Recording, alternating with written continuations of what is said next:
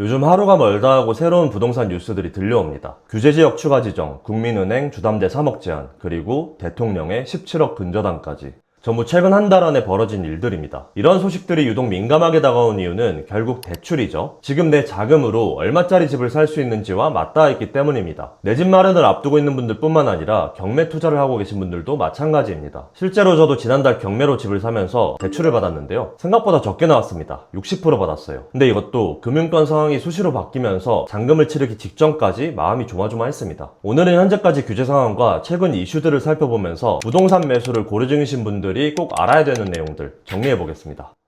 일단 이런 모든 부동산 관련 정책들의 방향은 하나입니다. 가계부채를 줄이겠다. 그래서 지금 대출은 세 군데에서 동시에 늘리고 있습니다. 정부가 막고 금리가 올라서 이자가 늘고 그리고 은행이 자체적으로 또 줄이고 이 세 개가 다르게 작동합니다. 먼저 지금까지 규제가 어떻게 이루어졌는지 큰 꼭지점 먼저 짚고 넘어가겠습니다. 작년 6월 27일 수도권 주담대 한도를 6억으로 묶었습니다. 그리고 10월 15일 큰 발표가 있었죠. 서울 전역이랑 경기 12곳을 규제지역으로 지정하면서 더욱 강력하게 쪼였습니다. 그리고 지난달 6월 30일 화성시 동탄 그리고 용인 기흥구 구리시를 추가로 규제지역으로 지정한다는 발표가 있었습니다. 한도 묶고 지역 넓히고 한 번 더 넓히고 이 순서로 진행됐습니다. 현재는 그래서 수도권 기준으로 15억 이하면 6억, 15억에서 25억이면 4억, 25억 넘으면 2억으로 대출 한도가 설정되어 있는데요. 그리고 규제지역으로 지정된 곳은 LTV, 집값 대비 대출 한도가 40%로 떨어집니다. 원래 70%였던 게 40%가 되었으니까 시장에서 상당히 충격이 컸죠. 특히 다주택자는 수도권에서 집을 더 사려고 하면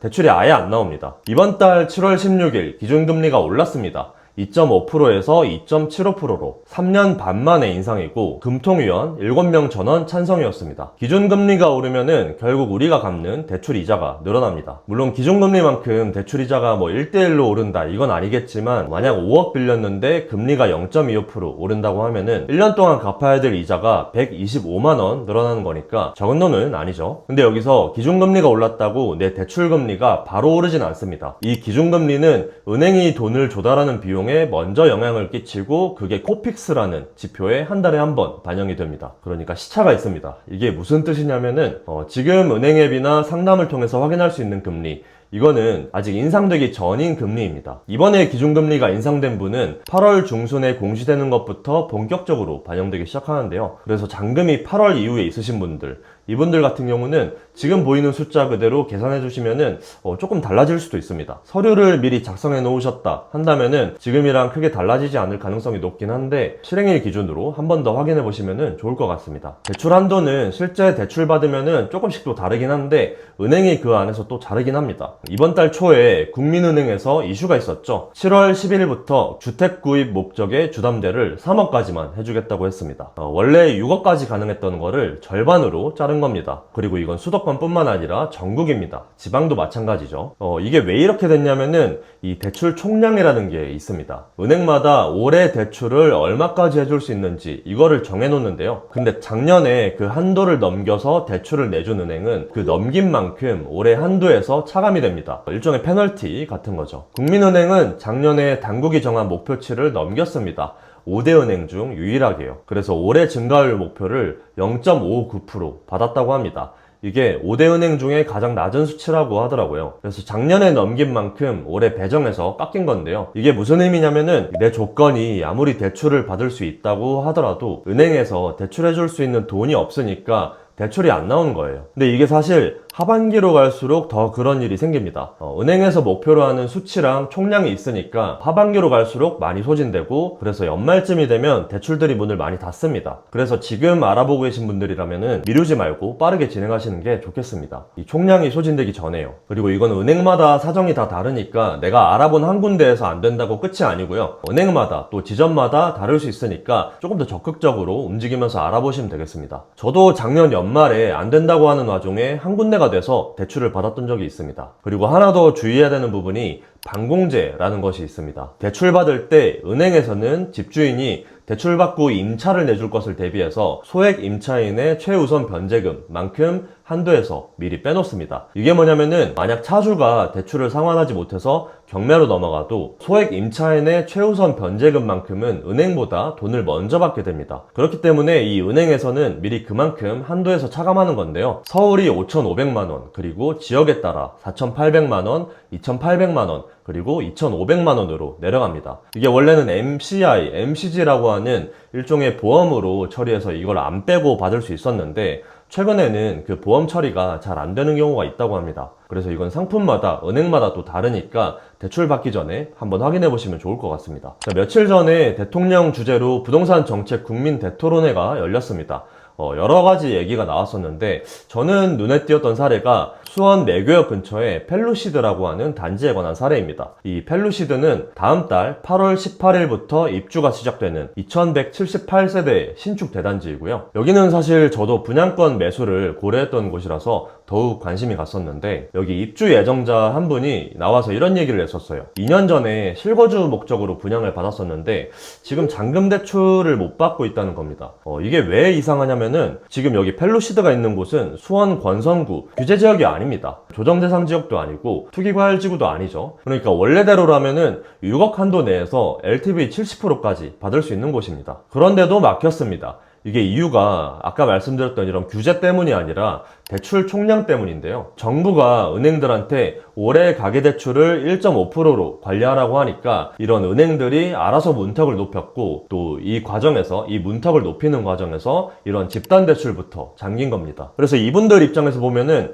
2023년 말에 분양받을 때는 이런 규제도 없었고 이런 대출을 조이는 기조도 없었거든요. 그래서 계약금도 내고 중도금도 냈는데 갑자기 이렇게 잔금을 치를 때가 되니까 세상이 바뀌어버린 거죠. 다행히 이 건은 토론회 이후에 집단대출이 조금 가능할 수 있도록 조치를 취한다는 보도가 나왔습니다. 근데 아직 완전히 해결됐다고 보기는 조금 이르고요. 근데 제가 이 사례를 가져온 이유는 현재 규제지역 지도를 통해서 확인할 수 있죠. 근데 이 지도만 보고는 규제지역이 아니니까 괜찮겠지 했던 곳인데도 이런 문제들이 생길 수 있다는 부분 말씀드리려고 가져와 봤습니다. 총량 규제로 인한 변수는 이런 지도에 안 나옵니다. 그리고 또 이런 비슷한 이슈가 바로 정비사업인데 재개발 재건축 하는 곳의 이주비 대출이죠. 서울시가 올해 이주 예정인 정비사업구역 43곳을 점검했는데 그 중에 39곳, 약 3만 1,000세대가 이주비 마련에 어려움을 겪고 있다고 합니다. 그래서 서울시도 지금 국토부에 완화를 요청한 상태고요. 이런 정부에서 진행하는 가계부채를 줄이고자 하는 정책 방향이 작용됨과 동시에 또 여러 가지 부작용이 함께 생기고 있는 모습입니다. 이런 부작용이 지속되도록 방치할 수는 없겠죠. 그래서 아까 그런 펠루시드 사례도 조치가 나왔고 또 서울시 이주비 문제 또한 계속해서 조치를 취하고 있는 모습입니다. 이런 규제에 따른 영향은 경매 시장에서도 나타납니다. 25억 넘는 아파트 경매를 보면은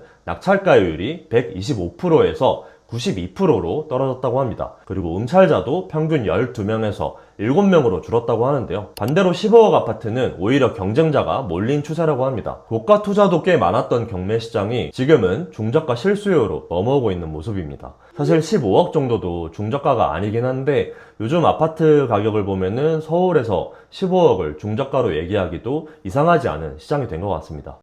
자, 그런데 이렇게 혼란스러운 와중에 많은 사람들의 이목을 끈 사건이 하나 터집니다. 바로 대통령의 근저당 설정이죠. 지난 14일에 대통령의 분당 아파트가 29억에 팔렸고 16일에 근저당 17억이 잡혔습니다. 이 근저당권자는 현재 대한민국의 대통령이자 이전 집주인인 이재명 대통령, 이 집을 29억에 매도했는데요. 25억 초과니까 대출이 지금 2억까지밖에 안 나옵니다. 사는 사람이 27억을 현금으로 들고 있어야 되고 또 여기가 재건축 단지죠. 이 재건축이 본격적으로 진행되기 전에 빠르게 잔금을 치러야 되는데 아마 조금 어려웠을 것 같긴 합니다. 그래서 파는 쪽이 잔금을 나중에 받기로 하고 대신 이 집에 근저당을 잡은 겁니다. 이 단지가 불과 며칠 전입니다. 27일에 사업 시행자 지정 고시가 났어요. 이 분당이 알고 계시다시피 투기과열지구라서 이런 사업 시행자 지정 고시가 나면은 재건축 조합원 지위 양도가 원칙적으로 금지됩니다.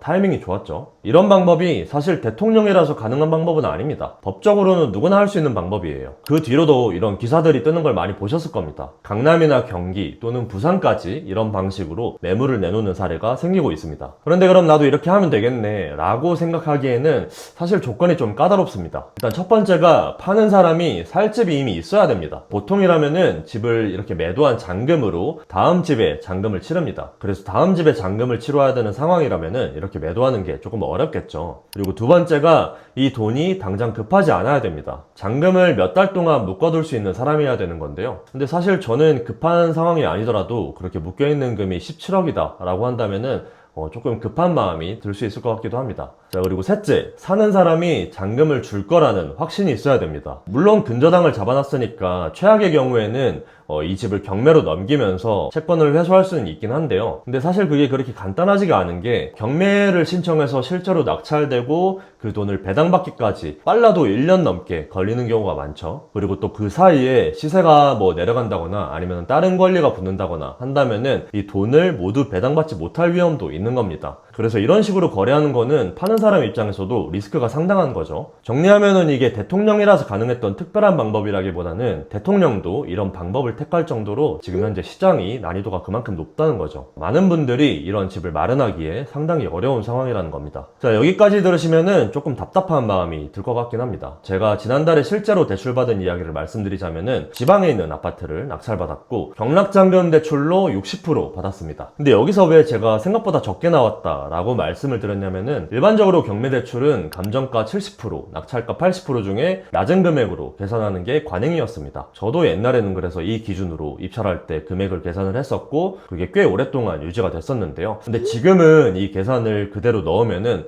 조금 위험합니다. 금융권에서도 아무래도 이렇게 전반적으로 긴축을 하고 있는 기조이기 때문에 조금 더 타이트하게 변해가는 느낌이 있습니다. 그래서 지금은 입찰 전에 그 시점에 조건을 반드시 확인해 봐야 됩니다. 매번 문의할 때마다 다를 수 있고 또 조건이 달라질 수 있기 때문입니다. 그래서 제가 말씀드리고 싶은 거는, 평소 하던 것보다는 아무래도 조금 더 긴축적으로, 조금 더 보수적으로 예산을 바라보고 내가 매수할 만한 물건을 탐색해보는 게 필요할 것 같고요. 또 이런 경매 대출도 은행의 대출 총량 영향은 똑같이 받습니다. 그래서 이런 경매는 무풍지대다 이렇게 생각하시면은 절대 안 됩니다. 근데 또 여기서 생각을 뒤집어 보면은, 이런 대출이 안 나오는 게 사실 나만 그런 것도 아니죠. 지금 법원에 오시는 분들, 어떻게 보면 내 잠재적 경쟁자들도 전부 다 같은 조건입니다. 이렇게 입찰자가 줄면은 낙찰가도 당연히 내려갑니다. 그래서 사는 사람 입장에서는 싸게 받을 수 있는 구간이 조금 생기는 거죠. 그래서 저는 이런 상황이라면은 오히려 기회라고 생각하기도 합니다. 왜냐면은 실제로 저도 작년에 10월 15일 규제가 터진 직후에 지금 살고 있는 집 낙찰받았고요. 이 지역이 사실 경쟁이 조금 치열한 지역이기도 합니다. 근데 그 덕분인지 나쁘지 않게 받았고, 근데 뭐든 또 한편으로는 생각하기 나름일 수도 있습니다. 문제는 기회가 왔을 때 경험이 쌓여 있느냐, 또는 시행착오가 쌓여 있느냐, 실제로 실행할 준비가 되어 있느냐인 것 같고요. 그래서 지금 집을 알아보고 계시거나 또는 경매 입찰을 준비 중이시라면은 이 세 가지는 반드시 생각해 보시면 좋을 것 같습니다. 일단 첫 번째는 대출 서류부터 작성하세요. 아까 제가 말씀드린 국민은행 대출 3억 제한이 7월 10일부터 3억으로 잘랐다고 했는데, 이게 계약일 기준이 아니라고 하더라고요. 서류를 언제 냈느냐가 기준이었다고 합니다. 실제로 경매잔금 대출도 이런 식으로 진행되는 경우가 꽤 많거든요. 일단 서류를 접수, 자필 서명한다고 하죠. 서류를 접수해 놓고 만약에 잔금 실행 전에 어떤 규제나 변동사항이 생긴다고 하더라도 이전에 미리 서류를 접수한 것에 대해서는 이런 변동사항이 적용되지 않는 경우가 꽤 많습니다. 가급적이면은 낙찰받고 대출을 최대한 빠르게 진행하는 편이고요. 혹시 대출을 이렇게 미리 접수를 해놨는데 이걸 매수하는 과정에서 어떤 문제가 생기면 어쩌지 하는 걱정이 드실 수도 있는데요. 미리 서류 접수를 해놨다고 하더라도 나중에 뭔가 문제가 생기면은 취소를 할 수가 있으니까 너무 부담 가지실 필요는 없습니다. 이것도 은행마다 조금씩 다를 수는 있는데 미루는 것보다는 낫다고 생각을 합니다. 두 번째, 지금 보이는 금리는 인상 전의 금리입니다. 혹시 지금 이미 신청해 두셨다면은 다행이지만 아직 대출을 고민 중이시거나 한다면은 저는 개인적으로 최대한 빠르게 접수를 해두시는 것이 좋다고 봅니다. 금리를 최대한 낮게 받는 게 아무래도 좋겠죠. 이미 접수했지만 변동될 여지가 있다면은 상황에 맞게 잔금일을 앞당기는 것도 방법일 것 같습니다. 세 번째, 반공제 말씀드렸죠? 이게 한도에서 빠지는지 한번 확인해 보세요. 보통 이런 거는 대출할 때 미리 알려주긴 하는데요. 이것저것 여러 가지 상품을 비교하다 보면은 놓칠 수도 있습니다. 사실 이게 반공제가 몇 천만 원씩 빠지는 거니까 적은 돈도 아니고, 그쵸? 최대 한도에서 몇 천만 원이 빠지게 되면은 그만큼 내 돈이 필요하게 되는 겁니다. 그러면은 놓치고 있다가 갑작스럽게 갑작스럽게 알게 되어서 막 이렇게 혼란스러운 상황이 생기지 않았으면 좋겠습니다. 그러니까 미리 알고 계사는 거랑 나중에 갑작스럽게 알게 되는 거랑은 완전히 다르니까 반드시 미리 살펴보시기 바랍니다. 최근에 이렇게 대토론회가 계속해서 진행되고 있는데 가장 최근에 있었던 토론회에서도 규제를 풀겠다 이런 얘기는 안 나왔던 것 같습니다. 오히려 거주하지 않는 1주택이나 아니면은 고가 대출 이런 부분에 대해서 더 쪼이는 방향으로 언급이 됐었고요. 그래서 당분간 이런 기조는 이어진다고 보시는 게 좋을 것 같습니다. 자, 그러면은 지금 사지 말라는 거냐? 그건 아닙니다. 그런데 이렇게 조건이 바뀐 거를 분명히 알고 들어가야 되는 거고요. 그리고 지금 이런 기조인 만큼 조금 더 예리하고 적극적으로 알아보시면서 실행에 옮길 필요가 있습니다. 마지막으로 이건 제 생각인데 이런 규제라는 게 쪼일 때는 굉장히 좀 시끄럽습니다. 뉴스에서도 계속 언급이 되고 또 얘기가 많이 나오기 마련이죠. 아무래도 이런 게 사람들이 기존에 있는 것보다 조금 더 어려워지기 때문인 것 같긴 한데 또 이게 반대로 이게 풀릴 때는 굉장히 조용합니다. 어느 날 갑자기 보면 한도가 늘어나 있고 또 조건이 완화돼 있고 그러거든요. 그렇기 때문에 이런 것들은 뉴스에서 떠도 사실 요즘처럼 크게 이슈가 안 됩니다. 그래서 만약에 이런 상황 때문에 시장을 내가 만약에 떠나버린다 이러면은 이런 것들을 놓치기 십상입니다. 계속 보고 있는 사람들만 이런 걸 포착하겠죠. 그래서 꾸준히 관심을 잃지 말고 또 한편으로는 이런 규제가 영원한 것도 아니기 때문에 또 계속해서 공부를 하고 조용히 자금을 모으고 또 에너지를 축적하는 것도 좋은 방법이라고 생각을 합니다. 자, 오늘 내용은 여기까지입니다. 저는 다음 영상에서 또 뵙겠습니다. 감사합니다.